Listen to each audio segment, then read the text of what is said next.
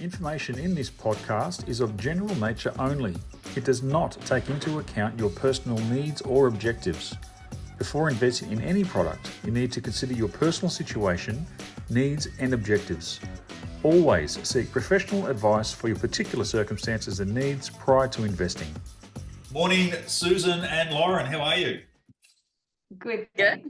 Now, Thanks. How are you doing? For those who have been watching, Lauren and I have done several of these episodes now. We've got Susanna in for her second episode with us. And today on this episode, we're talking about what does an SDA provider actually do? Everyone's heard the name. Some people know exactly what SDA providers do, and some people kind of know what they do. We wanted to get in the weeds today. And the reason we've got Susanna here today is because of her literal decades of experience working in the disability sector. Suze, would you mind introducing yourself briefly? Yeah, absolutely. So my name's Susanna. I've been working in disability for 20 years now, and I've had interactions from the ground up. So I've worked with the nuts and bolts of direct support work and managed SIL provision for many years for quite a large provider. So that was setting up SILs, making sure that they're financially viable, and really working with those models. Moved into SDA side of things about 5 years ago and have really been trying to bridge the gap between that SIL provision and SDA provision. Awesome. And Lauren, maybe can you briefly explain what qualifies you to talk about what does an SDA provider do? Okay, so I'm Lauren Ivani. I have been in the SDA space for 7 or 8 years. I've stopped counting because I just feel old every time I do it. Well, that's since the start. There's only been SDA for 7, so you've been around since day one, right? That's notable. Yeah. So I come from a long line of property investment sort of research, sort of buyer's agent sort of type stuff for investors. And when the SDA program was rolled out, we really sort of thought, okay, what can we do with this knowledge that we have to help the investment market bring SDAs into the supply pool. So in doing that, we became an SDA provider. We also have a vacancy platform, disabilityhousing.com.au. So to creating that marketplace for investors to list accommodation.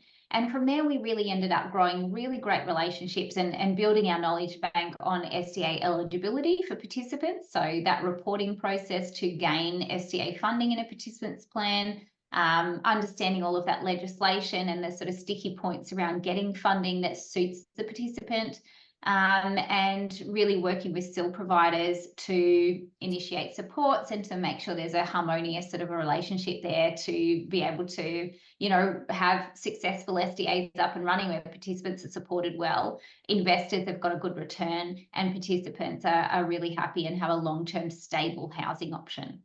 Okay, so you just long answer, reasons. But you're looking at about 20 things why you're qualified to talk about what SDA provides. Not least of which is, Disability Housing Solutions was one of the very first SDA providers to come online in the country. Yeah, it certainly was. That's why we're here. So why don't, and I'll throw it open to either of you. What is an SDA provider? So firstly, what is an SDA provider? Lauren? No.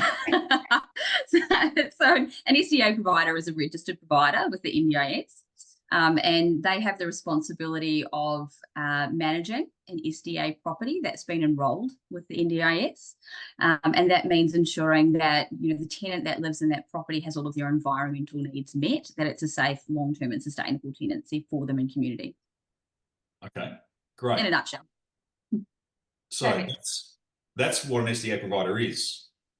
Now, what does an SDA provider do? So many things. So many things, David.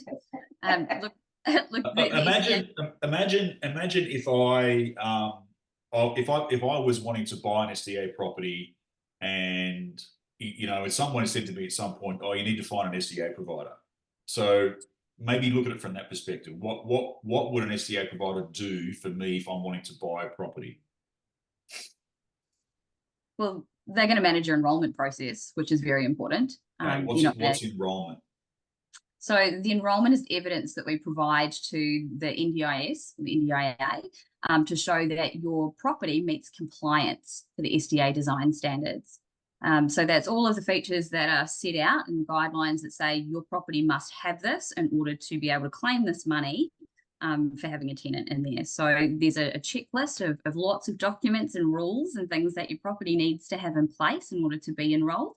So your SDA provider will go through that checklist, make sure that you have everything that you need and enroll that property for you. Okay, great. So I suppose what I'm getting from that is the first thing is the property has to meet all the build guidelines. It's got to be certified, and there's your normal building certification process plus the SDA certification process. They're two distinct processes you have to get done. All those documentations have to go to the SDA provider with some other stuff, and they lodge that into a portal that the NDIA has, and then the NDIA looks at it and ticks a box and says, okay, now your property's enrolled. And until you have that process complete, you can't even talk about SDA, the big SDA payments that an investor could be chasing. Correct. Okay, great. And then what's the next step? I might jump in there. So once your property is enrolled, or even during that enrolment process, and perhaps while your building's under construction, and I'm not speaking on behalf of all SDA providers, because everyone's a little bit different, but here at Disability Housing Solutions, we will then start marketing your property. So we will work with the local networks, support coordinators, plan managers, families, SIL providers, independent support workers, anyone really that they might be looking for accommodation on behalf of somebody, or looking for accommodation directly. Okay, so an SDA provider enrolls it, and then they also have a large network of stakeholders that they can go to during the marketing process, yeah? Yeah, that's how we work it. So essentially we are your property manager. And so like Sue's mentioned before, we look after that enrolment process to make sure we can claim rent for your property through the NDIS. But then there's also that property management. Now, if you think about working with your regular real estate agent out there in the market, they will market your property and try and get applications from tenants for you. We have an extensive process we do there, basically to make sure that the participants that are applying for the property are SDA approved tenants. And that property actually meets their needs. So the physical environment is designed to meet their actual needs, as in accessibility, different features and fixtures within the property. So yeah, advertising to do so that. That's a complicated process. So it's not. So the SDA provider isn't just like a regular real estate agent. Again, we've all rented property, and if I go to Ray White and say I want to rent that apartment, they don't look me up and down and say, can you handle the stairs? Can you work in the kitchen? They just go, yeah, okay, there you go, right? Whereas an SDA provider is looking at, okay, this home is built for a particular level of ability, right? Mm-hmm. It could be a high physical support home. And if someone's applying who that home doesn't meet those needs, then that home's not suitable. And the SDA provider needs to work all that out, yeah. So it's a process, and you need to have a really good understanding of the different disabilities out there, the different levels of construction, the actual the home you're referring to. There's a lot there already. Yeah, look at it, and that's a massive part of that tenancy matching process. If I can give you an example for a robust property. Hang on, you just said a word, Susanna. What's the word? Tenancy matching.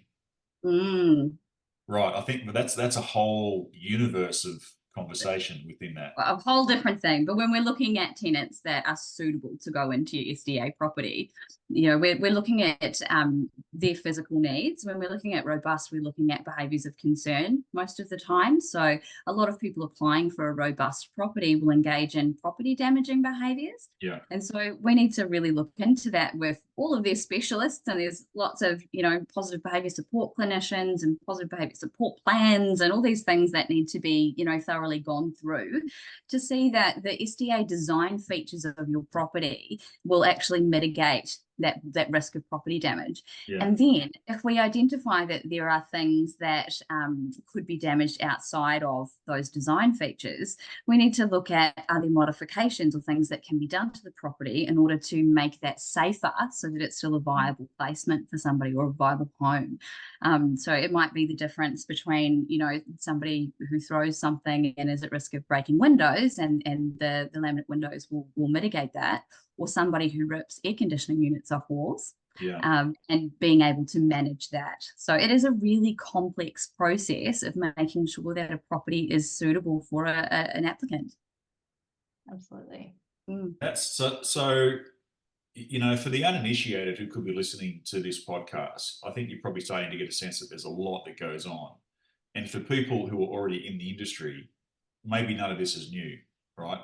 But it's important, I guess, to understand that a really good SDA provider, and there's some really good ones out there, there's some shockers, but there's some really good ones out there who manage all this process for you.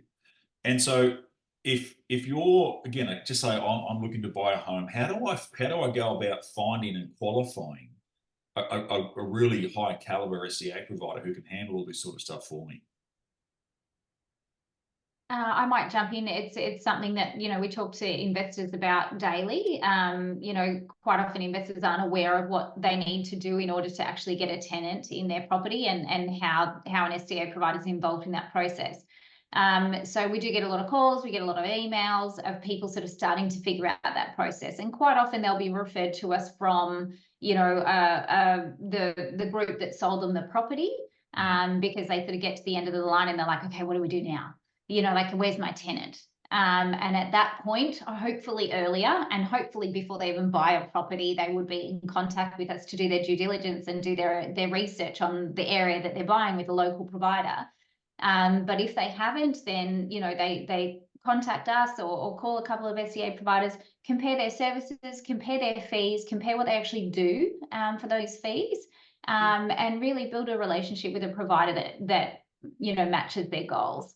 Yeah. So, you know, like we were talking about previously, Dave, on a couple of other episodes, you know, you've got a range of different SDA service providers out there with different ways of operating. I can tell you what we do and why we do what we do, and there will be variation from that across all the other providers. But something that we do, you know, really focus on is that very thorough tenancy matching process, because without it, you're going to have an empty SDA house that's not going to do anyone any favours.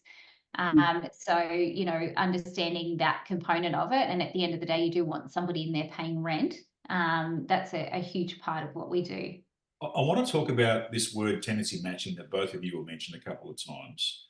But just something you said there, Lauren, is really important. Like, an SDA home, it's such an expensive investment compared to an apartment in the burbs, right? You could buy an apartment for $500,000, and it's a 2-bedroom on the 5th floor, whatever. It's fairly cookie cutter, and they have their utility. It's just not what this is. And you know, if you give your 2-bedroom apartment in the burbs, it costs $500,000 to Ray White, you're going to get a 25-year-old or 20-year-old property manager who knows how to manage that kind of. And it's you get an email once a month with your remittance from your rent, and, you know, hey, it's time for your annual inspection. Like, it's all fairly standard stuff, right? Pretty straightforward. Yeah. An SDA provider is a relationship with the landlord. Yeah. There's a lot more contact because a lot more goes on. There's a lot, the dollar figures are much higher. I know that Disability Housing Solutions distributes SDA payments weekly. So there's a lot more touch points, a lot more things happening in an SDA property than there is a standard residential property. So it's a bit like, it's a business relationship you're entering into. And if it were me wanting to go and purchase, I'm going to interview the SDA provider, and I want to make sure I vibe with the SDA provider, and we can get along, understand how they work and why they work that way. Even if the fees are a bit higher somewhere, but the vibe's good, I'm going to go there because I know I'm going to get service and we understand each other. So if you are listening to this, you can do what you want essentially, but I would caution just charging ahead for the lowest fee, because that there's very different levels of service, and Yeah. these properties require a lot more love and attention than a standard property. So that's my little soapbox moment. But I wanted to get back into this thing that you said called tenancy matching. So what is, I know that not everyone does this, not every SDA provider does this, but what is tenancy matching? Suze? I'll jump in. Look, Sure. it's risk assessing and making sure that the tenant that goes into the property is the most suitable tenant. So it's checking that the property itself is suitable for the tenant and that the tenant is suitable for the property.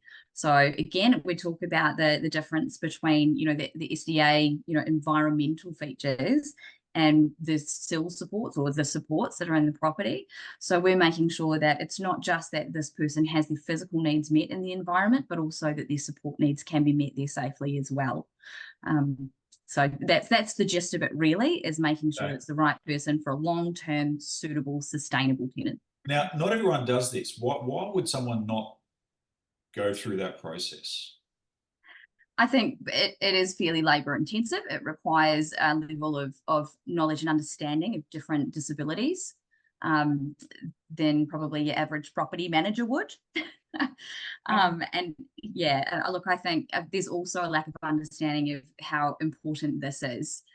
For an SDA provider, you know, they're responsible for making sure that that is a safe tenancy. And if it's not a safe tenancy, it's the SDA provider's responsibility for managing that. So you want to make sure from the outset that you've got the best tenant possible, you know, in that property to, one, obviously for their safety, but to minimize that, you know, the risk of a vacancy down the track because it hasn't been suitable, or the intensive workload that's going to go into, you know, mediating or managing any risks that crop up throughout that tenancy. Yeah, interesting. So again, what I'm getting out of this is the tenancy matching process encourages more suitable tenants, which encourages a longer tenancy, which for an owner reduces vacancy and encourages stability across the life of the property, right? And happier participants in the home. That's what I'm kind of getting out of that. That's right. Yeah. And for organisations that don't do that, I suppose that the risk is there's a higher in and out ratio of tenants coming and going because it's just treated. It almost sounds more like a bunkhouse than. Can I just weigh in on another strategy that we see out there commonly is an investor building a house and then sort of having a relationship with a particular support provider and relying on that support provider to fill a house.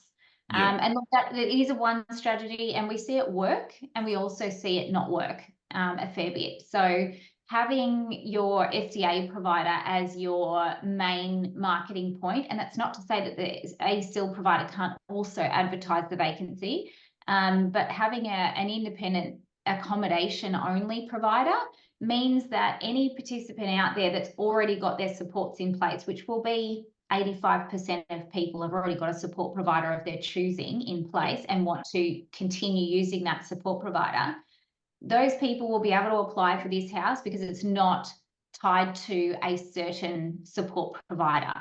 It effectively they get the choice to bring their supports with them. And so separating out that tenancy matching process from just one support provider to your accommodation provider allows participants with any support provider to consider that vacancy. It does change once there is a tenant in there, in the support provider that first tenant in there has got will need to be part of the second or third tenant supports as well in some shape or means.